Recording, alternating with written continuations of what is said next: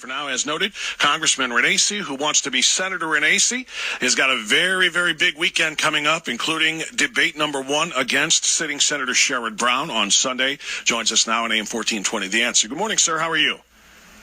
Good, Bob. How are you today? I am outstanding, and I'm really, really outstanding because I'm looking forward to seeing Sherrod Brown trying to say some of the things that he has said about you in his nonstop negative campaign ads to your face when we get in front of a debate forum situation on Sunday. Well, I am as well, although I doubt he will do that. He's kind of set the cards. I do too. He set the cards to favor himself, which is part of the debate. But anyway, we're gonna have a good, solid debate. We're going to talk about issues, and I'm going to talk about why he should not be a senator going forward. He's someone who doesn't represent Ohio, Bob. I still don't know how people can vote for somebody who's the 4th most liberal senator in the country, voting 97% of the time with his party. He's now collected over $27 million from lobbyists. His biggest lobbyist dollars are coming from lawyers and law firms, and also the healthcare industry, which he complains about, and all these industries he complains about. Even the banking industry are just rolling money into his pocket, and yet he's the one who says he's for the little guy. Congressman, so much ground to cover here about that. As I said, you know, he has been making so many accusations against you and trying to paint you in a certain way through his campaign ads, and he's got a ton of them. He's very well funded, and a lot of people I talk to are saying, well, when is Congressman Renacci going to respond to those? And you've done it somewhat in campaign ads. You've done it certainly on this program, and you and I have talked about this in the past, but obviously much wider reach is necessary. And I keep telling people, wait until we get to the debate. Wait until we get to the debate, because that's when Congressman Renacci is going to have the forum, and he's going to have the opportunity to respond to some of those things by Brown. And most importantly, Congressman, to remind everybody not just why Sherrod Brown should not be in the Senate because he doesn't represent Ohio, but because of what you have done in the United States House to support the agenda of President Trump and the conservative movement that has, essentially given Republicans power in all of the government over the course of the last several years. You've got a very positive story to tell, and that's something you get to do, on that debate stage. Well, absolutely, Bob. And again, the frustration, I realize people are frustrated. They want me to go up on TV. I hope they start to realize it's $2 million a week. And the reason Sherrod Brown is up on TV is when I got into this race, he had already raised $21 million. So he is literally spending $2 million a week now. He has those resources. And people say to me, why don't you get up on TV? $2 million a week times 5 weeks is $10 million. I got to run a campaign, and I hope people start to understand. I also had to run a primary campaign. I had to spend over $1.5 million in a primary. So it's not like what I have loved to have been raising money for the last 6 years. What I'd love to be sitting on, $14 million today and started bombarding him. The problem is that's our system. And our system says when you get in, which is 7 months, it's very difficult to compete on TV, and I hope your listeners start to realize that. But where we are competing is on the ground. Where we are competing is in social media. And where we are competing every day is continuing to get around and get our message around. Would it be nice to spend $2 million a week on TV? Absolutely. But the problem is that's the disadvantage when you're running against an incumbent who's been around for 44 years, in the House and Senate for 25 years, and just announced yesterday he raised he's at $27 million now from special interest groups. That is a staggering total, and that really says a lot. I hope it says a lot to the voters of Ohio to really understand, who he represents. Most of his ads try to paint him as being the blue-collar worker guy. He's got his rumpled ad, and I look all disheveled because I'm always down there in the trenches with the people. He's not with the people. As you just pointed out, he's with special interest groups. I mean, he's running this campaign, this in my opinion, this deceptive campaign that's trying to make it appear as though he is the grassroots guy, and he's the overly well-funded, special interest group financed candidate in this race. Well, absolutely. And, Bob, that's why I always ask your listeners, if they were in my shoes, where were they going to get the $2 million a week to run ads? So please, they have to understand the way we win this thing is grassroots. Get out to vote. Make sure your voice is heard. But again, when he says this, when Sherrod Brown talks about his blue collar background, when he wears the canary on his lapel and says that's for coal miners, I get so disgusted because my grandfather was a coal miner.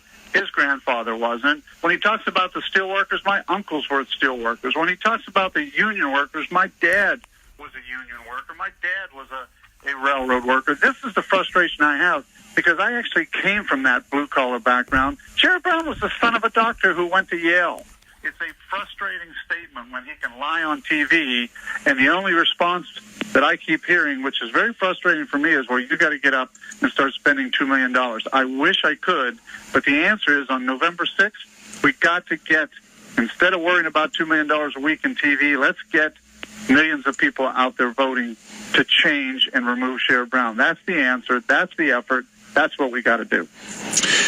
Congressman Jim Renacci is our guest. It's 9:42. President Trump is in the Buckeye State today. He's going to be down South Cincinnati way, and it's going to be a giant rally for candidates like yourself. This is something, again, I know the debate is a big part of this campaign and trying to answer some of the some of the questions that have been asked and the issues that have been raised by the Brown campaign. But today is a big day too because the president is doing some tremendous things.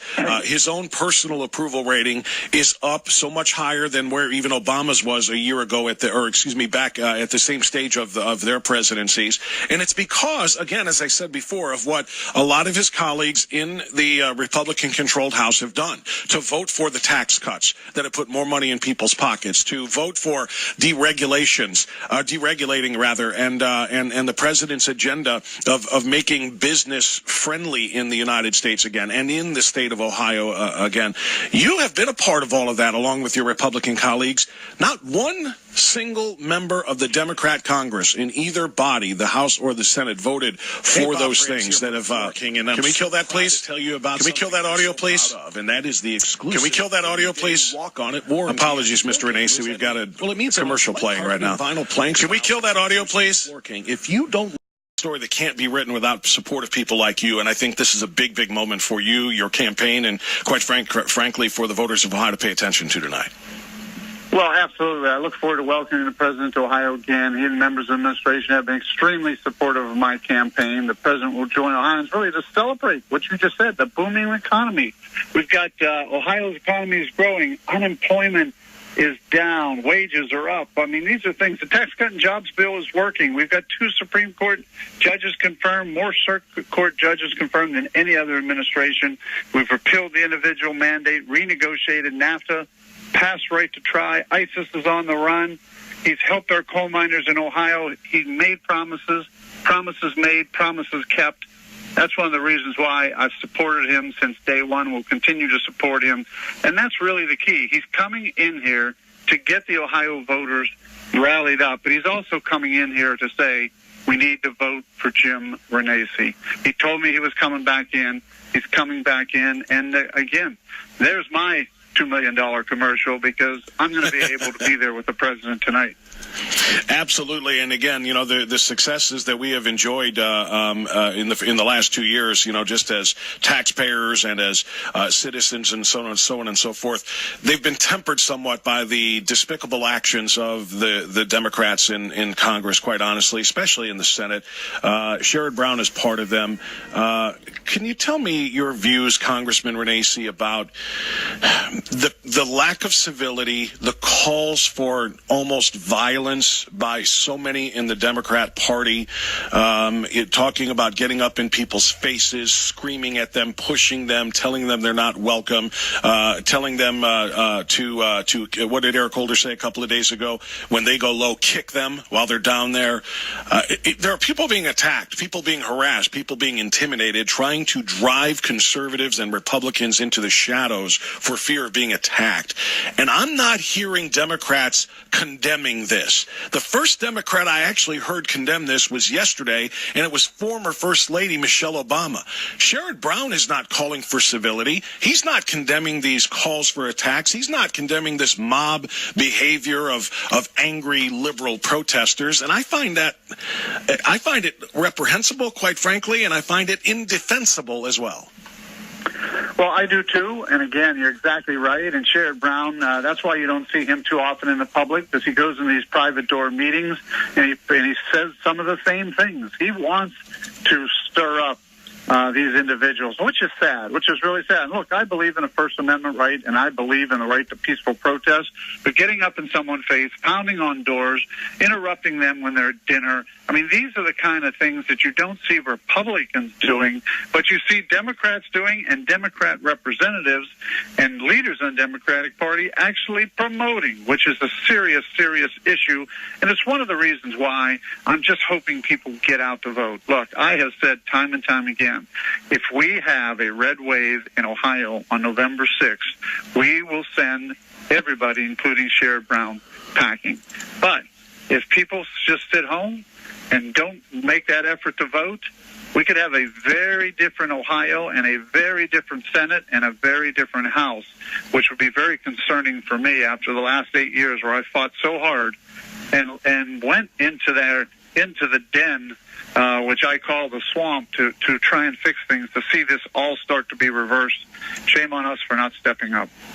Completely agree. It is, and really shame on your colleagues on the other side for not stepping up. To be honest with you, so tonight, very excited about it. It's it's the Warren County Fairgrounds, I guess, is where the president's going to be tonight with you and campaigning for you, rallying for you, trying to tell everybody why it is that you deserve to replace Sherrod Brown in that Senate, and how important is it to? Well, not how important. We know how important it is. I mean, the future of our country is at stake. Quite honestly, if the Democrats take over in either house, and we have committee chairs like Maxine Waters and committee chairs like Dianne Feinstein and committee chairs like Cory Booker and others. I mean, we're in a very, very dangerous place. So I know how important it is. But let me ask you instead, what's your confidence level? Do you think that the Kavanaugh atrocity, the sleaze and smear campaign that they ran against him, that is rallying so many Republicans, do you think it's going to be enough to put Republicans over the top, to turn blue seats like Sherrod Brown's to red ones, and to keep sitting Republicans in their places?